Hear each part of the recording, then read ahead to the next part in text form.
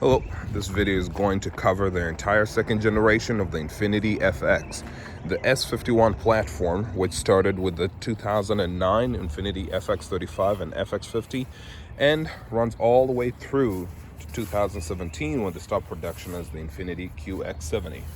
So people might have noticed that when I've been sharing all these videos on the buying process of the 2015 QX70, I mentioned that it's got all packages possible except the sport package.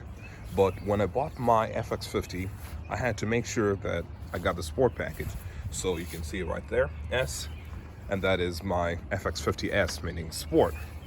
So in this video, I'd like to cover some of the main components of a sport model or of the sport package, and maybe in a way it might settle a debate that I usually see online. Some people usually say, hey, the sport package is not worth it, it's a gimmick. And in my observation, most people that say that usually do not have the sport package. However, some people with sport models like me can usually tell you that, well, it depends on what you want to use the car for, because you might not really enjoy all the full benefits of a sport package, depending on what you desire in life, okay? So here I've got a list of things, laundry list, things that make a sport model a true sport model. And I'm going to do my best to keep it focused on the sport things, but because of the way this generation was, I might end up touching different things. In the beginning, they did an interesting thing with how V6s were equipped and how the V8s were equipped. So I might end up touching some things back and forth, okay? It's not very, I just have a list of things back and forth. And so we'll try to shoot this video in the method I've been talking about lately, whereby I do it without having to edit it. That way I can be efficient and put out more content, right? So the first thing that makes the vehicle stand out is the badging. This red S right here, that's a sport package, right? Pretty simple. When they changed the nomenclature to QX70, they also had a red S. And you know, QX70S, that means it's a sport package. Sometimes I've seen people add the S here, like from a Toyota Corolla or from like an Infiniti Q50, the silver one, but usually you look at it and it just doesn't look centered just right, you know? So one of the first ways is just badging. But as of kind of referenced over there, badging is not exactly the most reliable thing, because not only do some people add badging, and even if they get the correct badging and square it right, some people remove their badging, right? So it can be a little hard if you just look at it from the side, by the way, to make out whether it's a sport model or not, and you'll see why that's important. So the other thing that makes a sport model is the wheels. These huge Enki wheels, or I was told it's pronounced as Enkai. 21-inch, 6-spoke. They stand out, you know. I guess they're impressive. That's all I can say about it. They're really big, good-looking wheels. They work really well with the body lines of the FX. The other thing is the brakes. So here, the sport models have got these calipers, the sport Infiniti or Nissan sport model calipers, and you have them in the back as well, over there. Non-sport models do not have that. The other thing, cosmetically, is that the headlights are different, and usually you have darker headlights, and to me that's an interesting one. Yes, I do know that this one might need a little bit of polishing, but even when not polished, or even when polished and not exactly needing, even when the lenses are not hazy, sometimes it's hard for me to catch the darker tinted bezels over there, make it out, versus the plain chrome ones over there. So that's an interesting thing, because these headlights are kind of narrow, unlike with the M model, M37 and M56 Sport. You could see the black headlights, like they really stand out even in pictures. Here I feel like you have to get really close to see, but that's just a me thing maybe. All right, the next thing is that it's got darker chrome, not only in the headlights, but they say that the side vent over here, as well as the door trim, the chrome strip over there, is darker. And now, I rubbed this to see, just to make sure, and I feel like I can tell the difference there versus there. Although, you know, you have reflecting off a white car, reflecting off a black car, but I think you can see that. This one here, it's a little harder for me to tell, but I suppose that's why sometimes I don't dwell on those cosmetic things, because, I mean, I don't know. I guess in the right light it does. When I was looking at this in the evening yesterday, it just did not seem as conspicuous. The difference was not as, you know, as clear as it is right now. So that's something else that they say is different. And then I think that's about it for the outside. As I said, depending on the year, and now it gets interesting, because in 2009, 10, 11, 12, 13, and when the QX70, when the changed the name in 2014 to QX70, so we had the V8 stopped production in 2014. All V8s though, all V8s had those wheels, and all V8s also had sport calipers. So again, coming at you from the side, as for the way they came from the factory, all V8s on the side, all V8s look the same, you know, apart from the sport things, you know, the darker trim and things like that. And then the V6s more or less look like that, but we'll talk about it later, because the sport package is offered later too. So some of the differences though, the true differences, would be inside. And we usually look at pictures whenever we're looking at listings. One of the first things that jumps at you is the seats. These seats over here, and the passenger seat is like this as well, they have manual thigh support like this. And this is a feature you've seen in what, G37s, Q50s, Q60s. So it's got that sports seat. And the driver ones have something more, the driver seat only. It's got the bolster adjustment. And by the way, this is a working vehicle, so if you see wood chips, just mind your business. All right, so let's adjust the lower bolsters. In. Might not be as dramatic on the way in, but watch what happens when I go out. Do you see them relax? Yep. And the front, the upper one does have adjustment as well. Hope you can see it. Get deflated. It might not look like much in a video, but I tell you what, you really get to feel it. And most times, because of my body shape, structure, I usually end up just driving with them all the way flat. Makes for an interesting ride. And this is one of those things I usually tell people, do you want a sport model just because it sounds cool, or have you actually tested one? The seats can be a little firm and a little tight depending on, I guess, your body size and shape, and it's an interesting highway driver. That's all I can say. The Infiniti M56 Sport, I felt like I could drive for hours with that sport seat. This one here, I've done it, but I don't think it's going to be my first choice. Okay, that's it for the seats. And then you also have air-conditioned seats, and this is right here. You see that? It's interesting, or it gets a little interesting, because all sport models have cool seats. However, in 2009 all the way through 2014, all V8s had cool seats as well. Okay, and the other thing is, what was it? You could get some V6s, and so here, this is where I keep touching on different trims and different engines sometimes, in that I'm telling you the features that sport models have, but sometimes you could find these features in other non-sport models, right? For example, I've told you about the wheels and brakes, but the cool seats. You could find a V6 with cooled seats, but it had to be equipped just so, you know, it had to have the right package. But let's move on to something else in the interior. Apart from the cooled seats, you do have the aluminum pedals, and all V8s had aluminum pedals in the beginning, sport or non-sport. And this is because all V8s had the premium package. So if you had a V6 with a premium package, you'd also have aluminum pedals. And then the other thing over here is, I guess we have to mention the metal paddle shifters. See these guys? Yeah. And these are magnesium, solid magnesium paddle shifters. And they were actually color matched. If you had lighter fabric, this would be lighter. Interesting thing. So paddle shifters, again, pretty exclusive to sport models, but a lot of people have learned that you can actually add paddle shifters if you want to. So I believe all FXs, even the non-sport FX50s, even the FX35s, and even the QX70s, I believe all of them are pre-wired, but you better check. There are write-ups out there on how to add paddle shifters if you wish to.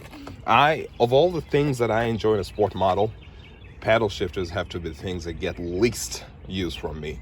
So to me, it's not a really big deal, but again, just something to mention. And I'm making this video so that I can show you the different things that make a sport a sport. Not everybody needs to run for a sport model, okay? If you can find them, that is. But you did find a lot more V8s with the sport. Okay, then the other thing I wanted to mention is, while we're inside here, is see this switch. Oh, you know what? While still on that paddle shifter thing, I wanted to mention this. Odd. 2009 was a very odd year, or unique year, or blessed year, however you want to look at it. In 2009, all V8s had paddle shifters.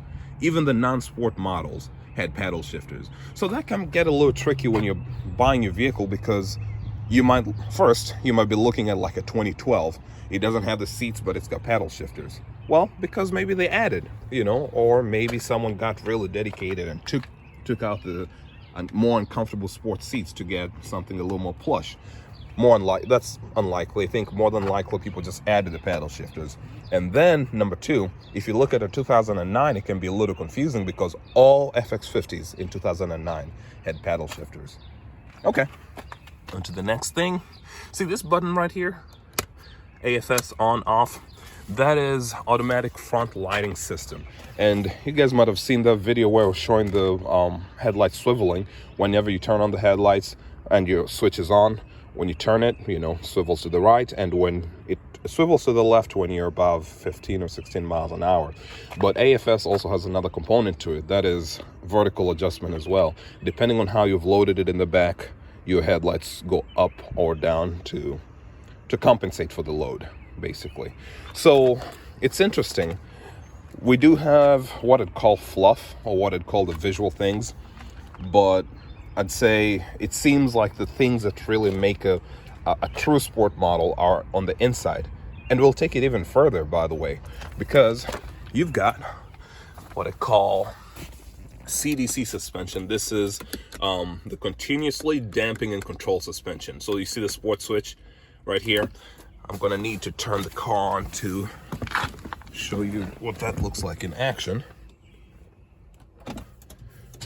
By the way, I'm really comfortable. So my shoes, my footwear, comfort. Okay, so turn this, see it lights up, or auto. And then here, look at the gauge cluster. That wasn't very clear. It's right there. Sport or auto. So in an interesting way, you've noticed that it is off or in sport mode. I want to show you what that looks like, and I'll also pop the hood. So right now what I'm trying to show you is the suspension. This is the strut assembly. This is your shock tube, and you see this right here? You've got right here, there you go. This is where you have tubes going in, and you've got a control mark. Is this I can't remember if this is a horizontal sensor or not, but yeah, then you've got that. So you've got adjustable shocks.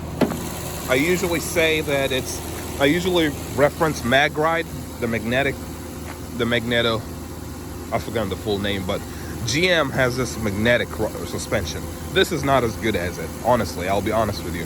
But the principle is quite similar, or the intention is similar.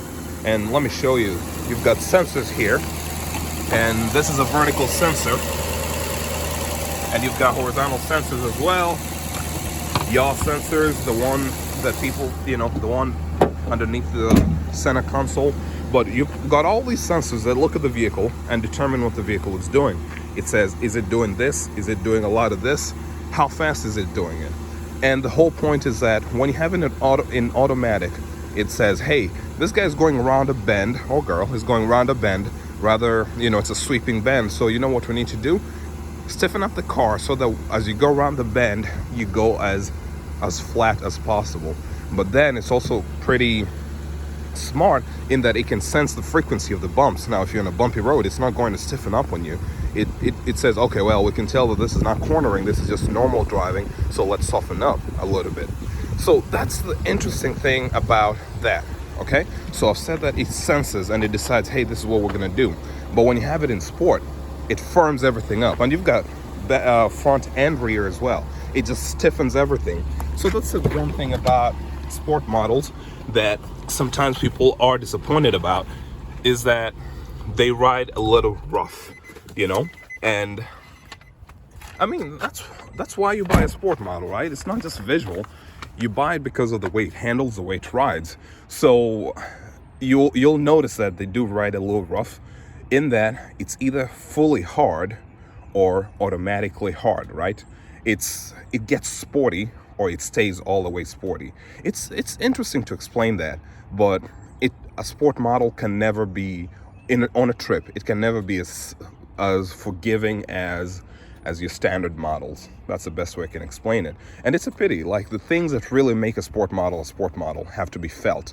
So right now, again, as I said, I know some people usually say that the sport stuff is a gimmick. You can add all your sport stuff, and yeah, you can add badging if you want, wheels, brake calipers. I've seen V6s with brake calipers, but to understand a sport model, you honestly have to drive a sport model.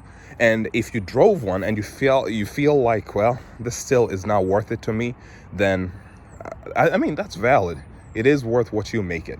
And right now, I'd like to make an inference, a reference without really insulting anybody. There was this fairy tale about the princess and the PEA. Okay, so that is an interesting one. If you get a chance, go read that. Remind yourself as to what that fairy tale was about. And I think, I'm not using it to say that some people are not worth of the sport model, but I think it's just one of those things. Some people can tell the difference between 21-inch wheels and 20-inch wheels. Some people tell no difference in ride and handling between 22-inch wheels and 18-inch wheels.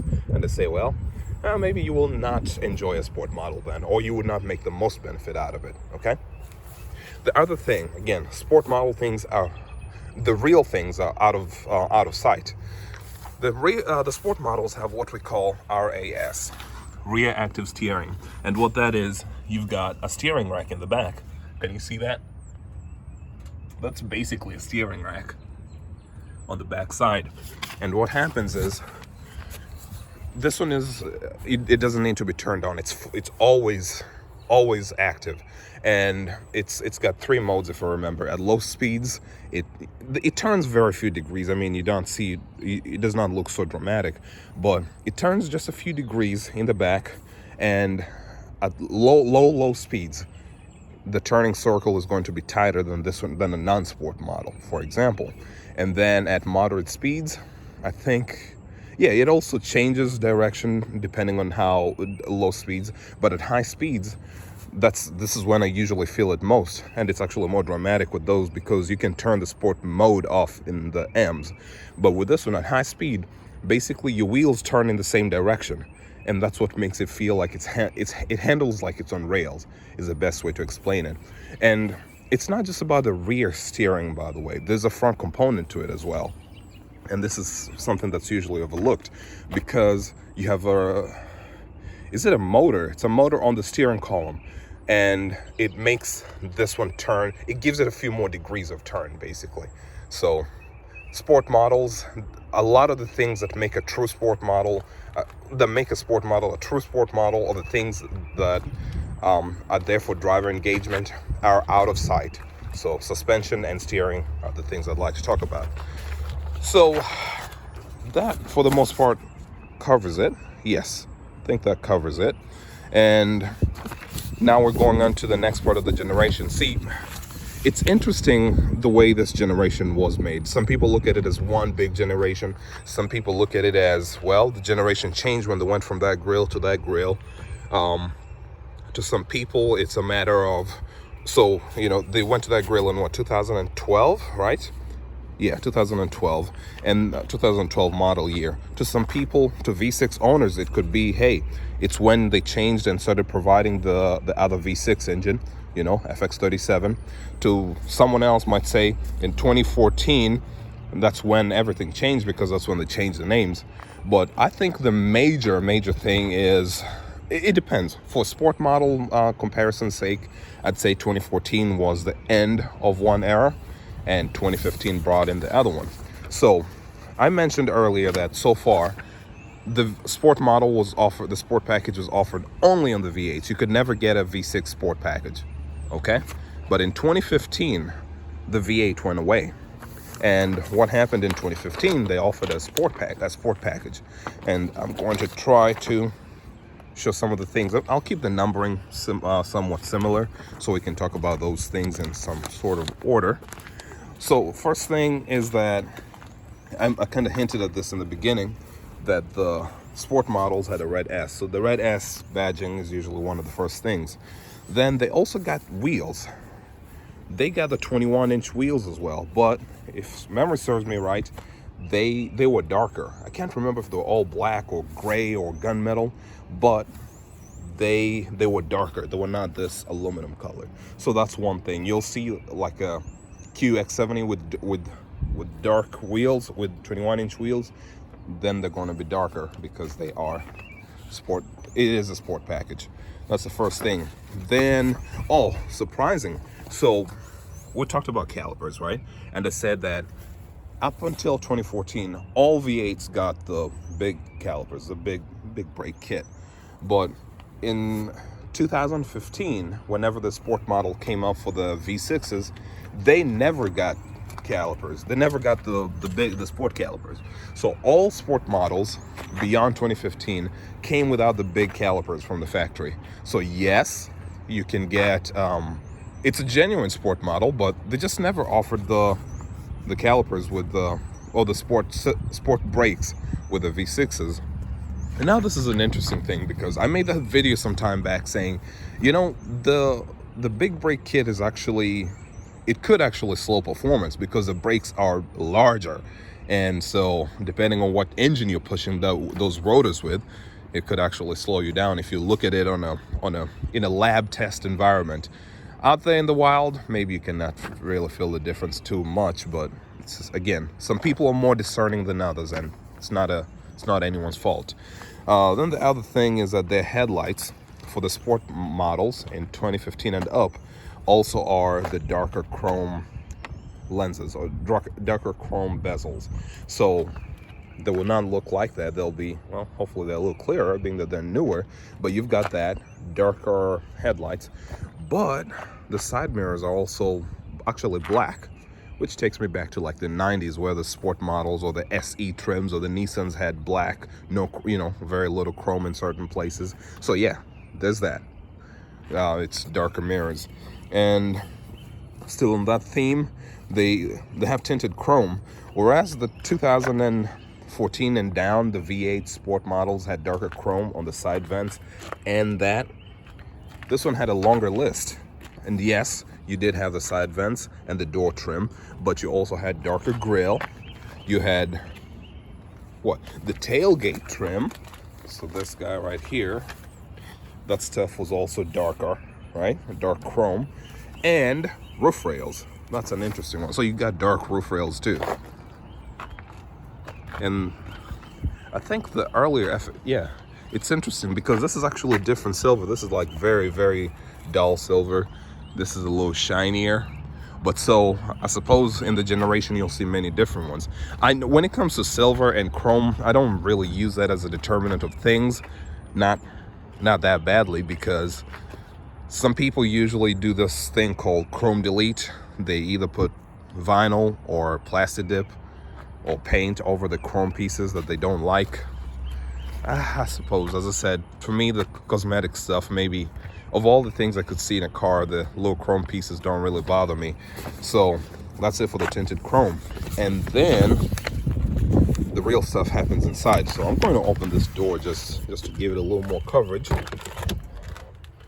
They do not have the sports seats. They don't have the side bolstering, or rather, sorry, the sport models have the have the manual thigh support, and then the driver's seat is going to be just like the one you saw in the FX50, in that the bolsters move up and down. Now, this seat right here is unique without quilting. This is the the deluxe touring package, so it's got all this stuff. And which is interesting because the Sport over here looks pretty much like that. The Sport on the rear Sport seats, but the front seats are Sport seats. Okay, so that's it for Sport seats, high-end driver support. And if I could, I would. I don't really see many QX70 Sports out there, you know, beyond 2015, and if they were available, I'm sure they'll be charging an arm and a leg. So just have to use your imagination with me. I don't have to have an actual Sport model to show you. And then the other thing is that, again, they have air-conditioned seats. I just call them cooled seats. This one has it because it's a deluxe touring package, but it's important because V6s did not come standard with heated and cooled seats. They had heated seats, yeah, but to get cooled seats, you had to have the right package. So all Sport models do have cool seats, but not everything with a cool seat is a Sport model. Does that make sense? And that's just for the front. And then they have aluminum pedals. This one here has aluminum pedals because it is a deluxe touring package. As I said, I'll touch on different things. And then paddle shifters as well. So paddle shifters, this is what it looks like without paddle shifters. Do I miss it? No, I enjoy this car just the same, but if you wanted to get it done, you know, you could add them or buy a Sport model. And then AFS is the other thing. So they do have the adaptive front lighting system, the bezels that swivel, and the lenses that swivel as needed. And then you also have the top to bottom adjustment, you know, the up down adjustment. So kind of brings me to the end of it, but I think that's what, yeah, number 10 to number 10 ends with the AFS. So here I showed you that the things that make a true Sport model unique, unfortunately, are not visible. Not typically, you know, the steering and the suspension. It's one of those, you gotta be there, you had to be there. But the V6 Sport model you've seen has a long list of things that are unique. Not only that though, it's got other things inside that are unique. So first is going to be, I call it the Sport stitching, but it's actually contrast stitching. So the stitching that they have on the seats, front and back, by the way, front and back seats, and I can't remember if the steering wheel is like that as well, but contrast stitching basically means that depending on the color you seat, the threads on the stitch are going to look a little different. Make it just look, think of a baseball glove in a way. So yeah, contrast stitching, which I'm sorry, I cannot really show you here. And number 2, dark fabric in certain areas. So that's going to be, they have black headliners from 2015 and up, and their pillars, you know, these are the pillars right here. A pillar, B pillar, and I believe, yeah, even the C, well, does a C one have fabric? I can't remember. No, it looks like just A and B have fabric, but let me look. Yeah, this one does not have fabric. But so yeah, you got dark pillars as well. I'm not sure about the C. I mean, if you've got a 2015 and up Sport model, please verify for us as to whether it's got that. So what you notice that's missing here is that the 2015 and up did not get the suspension. I think the things that, if you wanted to get full enjoyment, I guess you'd have to get one of the older V8s, because this is the part that stands out. No steering support, no suspension support. These ones do not have that part in the, you know, the 2015 and up did not offer a difference in handling or a difference in steering and handling. Okay, suspension and handling. All the 2015 and up, all the suspension is all the same. You know, Sport model, non-Sport model, the braking is the same. So, and it's something I lamented when I was reviewing the Sport model in the Infiniti M's. I said that at some point it feels like the Sport model became more of a visual package than a real performance package. Can't really knock them. They decide what they want to do with their vehicles. And this brings us to the end of the video. Is a sport package worth it? It depends. It is what you make it. And as I said, I've noticed that a lot of people who usually say that the sport package is a gimmick usually do not own a sport package, a sport model. But maybe these people bought their vehicles brand new and they test drove the vehicles and they said, yeah, that's stuff I will never use. Or maybe they had all options to be able to buy it in the used market and said, you know what, no, I'm going to choose this one. I say that because the sport package added a few more thousands to the purchase price of a vehicle, and sometimes that was a deciding factor. So if you honestly had the money and you still decided not to get a sport package, well, more respect to you. But I think it's unfair to not be able to get a sport package and then just say, well, yeah, it's got to be a gimmick because I can't get it.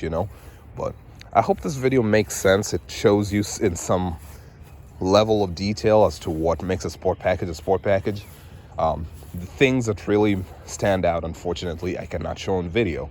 It's just about me driving and saying, whoa, this handles way better, So, okay, that's it. We'll talk more later.